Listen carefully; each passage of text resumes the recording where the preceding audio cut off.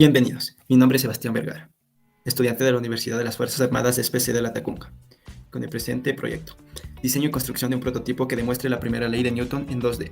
Docente ingeniero Diego Proaño, materia Física 1. Objetivos.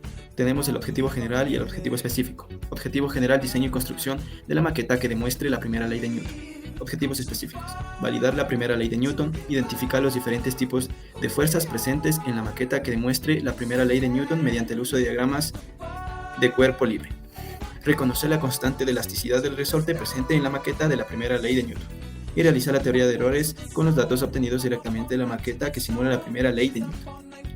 Realizamos el trabajo preparatorio. Torque, conocido también como par. El par es una medida de la fuerza que puede hacer que un objeto gire alrededor de un eje, así como la fuerza es lo que hace que un objeto se acelere en la cinemática lineal. El par es lo que hace que un objeto adquiera una aceleración angular. El torque es igual a la fuerza por la distancia. Dinámica. La dinámica es la parte de la mecánica que estudia la relación entre el movimiento y las causas que lo producen, en este caso las fuerzas. Las leyes de Newton. Primera ley de Newton, conocida también como la ley de la inercia, expresa que todo cuerpo permanece en su estado de reposo o de movimiento rectilíneo uniforme a menos que otros cuerpos actúen sobre él. Aquí se deduce que no actúa ninguna fuerza sobre cuerpo y la suma de todas las fuerzas que actúan da como resultado cero.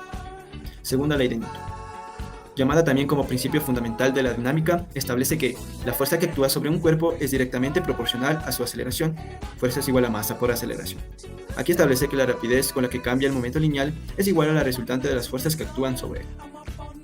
Tercera ley de Newton, denominada también como principio de acción y reacción, expresa que cuando un cuerpo ejerce una fuerza sobre otro, este ejerce sobre primero una fuerza igual y de sentido opuesto. Fuerza. La fuerza es una magnitud vectorial que mide la intensidad del intercambio de momento lineal entre dos cuerpos. La unidad de medida de fuerza es el newton y es nombrada así en reconocimiento a Isaac Newton por su aportación en la física. Fuerza de rozamiento. La fuerza de rozamiento es una fuerza que aparece cuando hay dos cuerpos en contacto. La fuerza de rozamiento entre dos cuerpos no depende del tamaño de la superficie de contacto entre los dos cuerpos, pero sí depende de cuál sea la naturaleza de esa superficie de contacto, es decir, de qué materiales la formen y si es más o menos rugosa.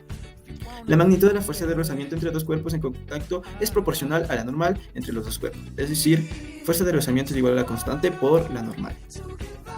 La fuerza de resorte es directamente proporcional a la extensión del resorte. En otras palabras, si jalas mucho de la masa, la fuerza será intensa. Si jalas poco de la masa, la fuerza será débil. Tensión. La tensión es la fuerza con que una cuerda o cable tenso tira de cualquier cuerpo unido a sus extremos. Cada tensión sigue la dirección del cable y el mismo sentido de la fuerza que lo tensa en el extremo contrario. Tensión es igual a masa por la gravedad, que vendría a ser una fuerza. La ley de Hooke. La ley de Hooke establece que el alargamiento de un muelle es directamente proporcional al módulo de la fuerza que se le aplique, siempre y cuando no se deforme permanentemente dicho muelle. Entonces, la fuerza es igual a la constante de la elasticidad por la variación de la longitud. Diseño y construcción de un prototipo que demuestre la primera ley de Newton en 2D. Equipos y materiales para la práctica. Se necesita de dos resortes, una regla, tablas de madera, pueden ser grandes y pequeñas, ganchos de metal, cinta métrica, cuerpos de prueba, lo que es una piola, clavos, alicate y martillo. Como primer punto se construirá un dinamómetro casero. Se necesita un palo de madera con una altura de 1 metro y un ancho de 4 centímetros, el cual debe estar pegado en una base de madera para que éste se encuentre en equilibrio y no se caiga fácilmente. En la parte superior se coloca un gancho de metal grande donde irá el resorte que se deformará al momento de que se aplique un peso. Al final del resorte va colocada una cinta métrica pegada con una cinta transparente y cuya función es la de medir la deformación del resorte. Con este instrumento se realizará la calibración de los resortes que participan en el prototipo. Como primer paso es la de seguir el modelo de la maqueta de la primera ley de Newton, con las medidas respectivas y escalas normales. Cortar un pedazo de madera vertical cuya longitud es de 1.5 metros y unir a una base de madera con el único fin de que el palo de madera se quede firme y estático. Se unen estos dos tipos de madera con ayuda de clavos pequeños y la utilización de un martillo. Se pega otro palo de madera en la base pilar a una altura de 50 centímetros, desde la parte inferior de la base. Este palo de madera debe ir pegado de manera inclinada, formando así un plano inclinado. Se debe tener cuidado de que este no se caiga. Para que los resortes se mantengan fijos, se pegan en la base pilar y en el plano inclinado ganchos metálicos. En la base pilar, el primer gancho se ubica a una altura de 80 centímetros. El segundo gancho ubicado a una altura de 150 centímetros. En el plano inclinado se ponen 4 ganchos, 2 en la parte superior como se muestra en la figura del prototipo y 2 en la parte inferior que mantendrán en equilibrio los dos cuerpos de masa. Se coloca ambos resortes en los ganchos de la base pilar de madera. El resorte más grande en la parte superior y el resorte más pequeño en la parte inferior. Se unen los resortes de la base pilar con el plano inclinado a través de piolas. Aquí se observa que el resorte comienza a estirarse, esto debido a que sostienen el peso del plano inclinado y evita que éste se caiga. En la parte inferior del plano inclinado se ubican los cuerpos de masa, los cuales deben estar suspendidos en el aire. El primer cuerpo de prueba va a 30 centímetros con respecto a la tensión del primer resorte. El segundo cuerpo de prueba va en horizonte con la tensión del segundo resorte. Los resortes tienden a estirarse más debido a que en el plano inclinado se aumentó peso. Y este es el resultado del prototipo que evidencia la primera ley de Newton. Una vez terminada la maqueta donde se puede evidenciar la primera ley de Newton, se obtienen los respectivos datos numéricos que ofrece dicho prototipo y posteriormente se realizan los respectivos cálculos. Se utiliza torques para facilitar su resolución.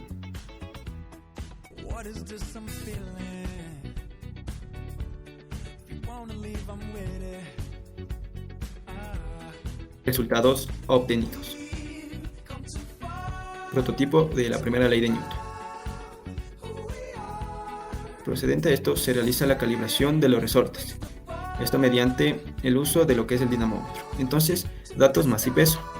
La masa es la misma en ambos resortes. Y se lo realiza 10 veces mediante el uso de lo que es la balanza digital. Comenzamos.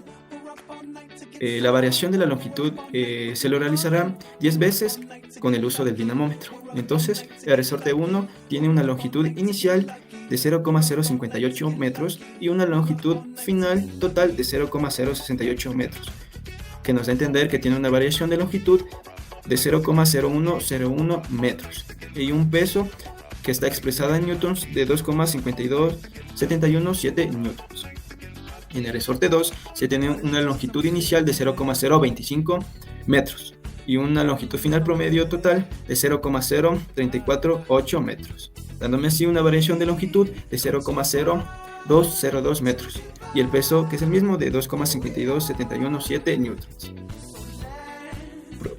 Con los resultados anteriores calculamos lo que es la constante de elasticidad de los resortes con la fórmula. Constante de elasticidad es igual a la fuerza sobre la variación de la longitud, dándome así un promedio de constante de elasticidad en el primer resorte de 249,4448 newtons sobre metros, y en el resorte 2 me da un promedio de la constante de elasticidad de 124,7224 newtons sobre metros. Estas constantes de elasticidad de ambos resortes las utilizamos para calcular el porcentaje de error relativo. Bueno, pues en el resorte 1 se utiliza lo que es 249,44481, que es el valor promedio, menos la constante de elasticidad, dándome así lo que es el valor del error absoluto, que es de 4,0653. Después de esto calculamos lo que es el error relativo, que es igual al promedio del error absoluto sobre el valor promedio, dándome así un error relativo de 0,016297392,6. Posterior a esto calculamos lo que es el porcentaje de error relativo, que vendría a ser el error relativo por el 100%, dándome así un porcentaje de 1,62973926%, concluyendo así que la calibración del primer resorte está bien ejecutada.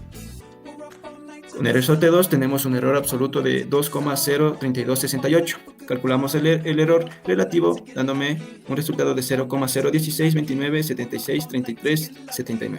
Y posterior a esto calculamos lo que es el porcentaje de error relativo, dándome un resultado de 1,62976337,9%, concluyendo así que igual la calibración del resorte 2 está ejecutado de la mejor manera.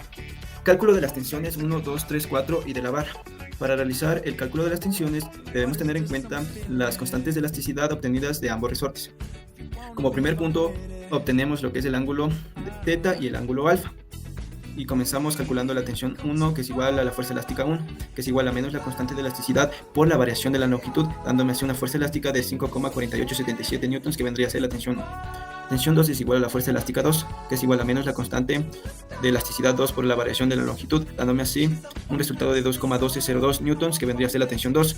Calculamos la tensión 3, que es igual al peso 2. El peso 2 es igual a la masa 1, que es el cuerpo 1 por la gravedad, dándome así un peso 2 de 2,257 newtons. La tensión 4, que es igual al peso 1, y es igual a la masa 2, que vendría a ser el cuerpo 2 por la gravedad, dándome así un peso 1 de 2,0986 newtons. Y calculamos el peso de la barra, que es igual a la masa de la barra por la gravedad, dándome así un resultado de 49,035 newtons. Procedente a esto calculamos lo que son los momentos generados respecto a P. Utilizamos lo que es el diagrama de cuerpos libres del prototipo de la primera ley de Newton y utilizamos la fórmula principal del torque, que es igual a la distancia por la fuerza. Entonces calculamos el torque de lo que es la tensión 1, que vendría a ser esta. Entonces el torque de la tensión 1Y es igual a 1,3588 metros por la tensión 1 ya obtenida y por el seno de alfa, dándome así un torque de la tensión 1 de 6,2809 newtons por metro. Procedente a esto calculamos el torque de la tensión 2 en Y, que vendría a ser esta sección, que es igual a 0,4076 metros por la tensión 2, que ya la obtuvimos por el seno de alfa, dándome así un torque de la tensión 2 en Y de 0,7279 newtons por metro. Posterior a esto calculamos lo que es el torque de la tensión 3, que vendría a ser todo esto, que es igual a menos 0,1076 metros por la tensión 3, que ya tenemos por el seno de θ, dándome así un resultado de torque de la tensión 3 de menos 0,1836 newtons por metro. Este valor es negativo debido a que tiene un sentido horario. Y calculamos lo que es la tensión 4, que es esta sección, que es igual a menos 1,3588 metros por la tensión 4 por el seno de θ, dándonos así un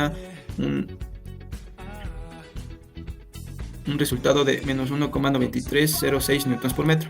Y por último calculamos el torque del peso de la varilla, que vendría a ser este, que es menos 0,6794 metros por 49,035 newtons y por el seno de θ, dándome así un torque de menos 22,5556 newtons por metro. Procedente a esto calculamos lo que es el torque total, que vendría a ser la suma del torque de la tensión 1 más el torque de la tensión 2 más el torque de la tensión 3 más el torque de la tensión 4 y más el torque del peso de la barra, dándome así un torque total de 31,6786 newtons por metro. Cálculo de las reacciones en P. Aquí tenemos lo que es las sumatorias en fuerzas en X es igual a 0. Es igual a 0 porque no existe ninguna aceleración en el eje X. Entonces, la reacción en X menos la tensión 1 en X, menos la tensión 2 en X, menos la tensión 3 en X y menos la tensión 4X menos el peso de la barra en X es igual a 0. Entonces descomponemos Rx menos la tensión 1 por ecoseno de alfa menos la tensión 2 por ecoseno de alfa menos la tensión 3 por ecoseno de θ menos la tensión 4 por ecoseno de θ menos el peso de la barra por ecoseno de θ, dándome así una reacción en X de 43,5860 newtons. Posterior a esta calculamos las reacciones en el eje Y. Entonces tenemos que las sumatorias de la fuerza en Y es igual a 0. Descomponemos y tenemos que la reacción en Y más la tensión 1 en Y más la tensión 2 de Y menos la tensión 3 en Y menos la tensión 4 en Y y menos el peso de la barra en Y es igual a 0. Entonces tendríamos lo siguiente: la reacción en Y más la tensión 1 por ecoseno de θ más la tensión 2 por ecoseno de θ menos la tensión 3 por ecoseno de alfa menos la tensión 4 por ecoseno de alfa y menos el peso de la varilla por ecoseno de alfa es igual a 0. Reemplazamos los datos y tenemos una reacción Y de 28,3193 newtons. Posterior a esto calculamos lo que es el módulo de la reacción, que vendría a ser raíz cuadrada de la reacción X al cuadrado más la reacción Y al cuadrado, dándome un resultado de 51,978 newtons. Procedente a esto presentamos las conclusiones. Recomendaciones al momento de diseñar y construir el prototipo de la primera ley de Newton. y la bibliografía donde se tomó los datos para la realización del proyecto.